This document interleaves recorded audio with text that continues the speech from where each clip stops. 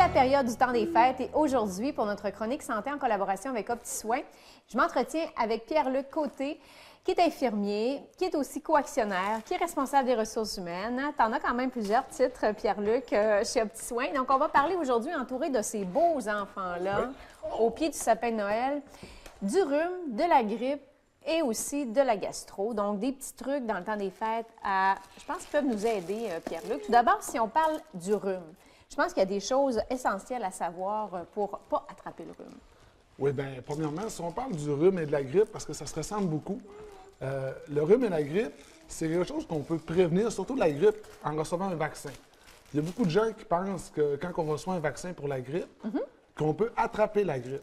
C'est pas vraiment la situation. Ce qui peut arriver, c'est qu'on peut développer des symptômes reliés à la grippe, mais on n'attrape pas la grippe. Donc, une première chose, c'est vraiment une bonne prévention, le vaccin pour la grippe. Parce que le temps des fêtes, Pierre-Luc, c'est propice à la proximité. Les enfants sont là, on va se donner des becs, on va donner la main.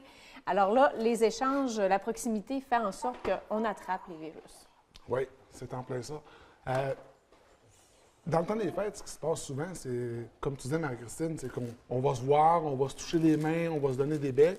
Donc, une bonne chose, c'est que quand les enfants vont jouer avec les mêmes jeux. Les enfants vont jouer avec les jouets, mais justement, c'est une bonne chose, c'est de désinfecter les jouets. Et quand on a un rhume ou une grippe, c'est de ne pas se serrer toujours la main. On a toujours cette fameuse habitude-là durant le temps des fêtes. On se voit, on s'embrasse, c'est une bonne chose. Mais si une personne a une grippe, une rhume, essayez peut-être d'avoir une petite gêne pendant cette période-là. Et puis si on tousse, qu'est-ce qu'on fait, les enfants? On tousse dans notre coude, c'est ça? Oui, on parle justement des enfants, mais comment qu'on voit souvent d'adultes qui se toussent dans la main ou s'essuient un petit peu? Donc, on tousse vraiment au niveau de l'avant-bras, puis on se désinfecte les mains régulièrement. La meilleure chose pour se désinfecter les mains, c'est avec de l'eau et du savon pendant au moins 20 secondes. Des gens qui se désinfectent un petit 5 à 6 secondes, ça ne fait pas.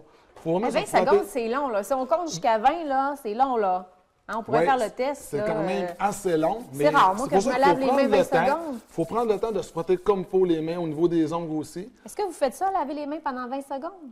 Non, non. Non, hein, c'est rare, hein? Au moins ils sont honnêtes. Moi non plus. On va le pratiquer tantôt. Puis une autre chose également qui peut être rapide, c'est au niveau des petits gels désinfectants, au niveau antibactérien. Mais il faut absolument qu'il y ait de l'alcool dedans pour se désinfecter les mains.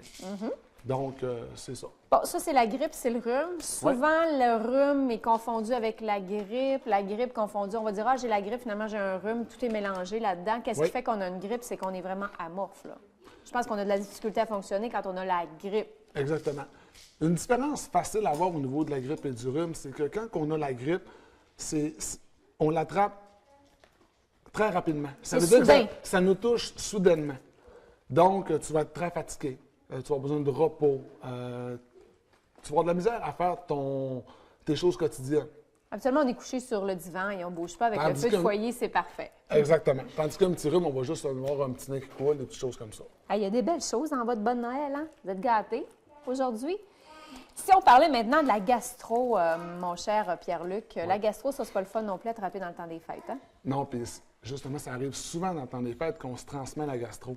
Encore là, les gens pensent que juste en se désinfectant les mains, en faisant attention, on va réussir à prévenir la propagation de la gastro. Mais une chose qu'il faut faire attention, si on reçoit des gens à la maison et il y a un membre de la famille qui a la gastro, il faut désinfecter les jouets. C'est très, très, très important au niveau des jouets. Tout ce qui peut avoir été touché par la personne qui est contaminée, il faut le désinfecter comme il faut.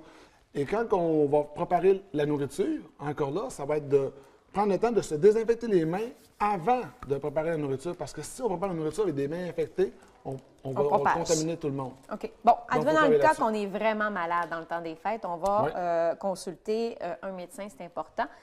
Réseau santé publique, réseau privé aussi, comme par exemple OptiSoin, on ne se gêne pas, il faut consulter quand ça ne va pas du tout. Non, c'est ça exactement. Mais si je commencerai à la base, le problème souvent, c'est que les gens consultent trop rapidement.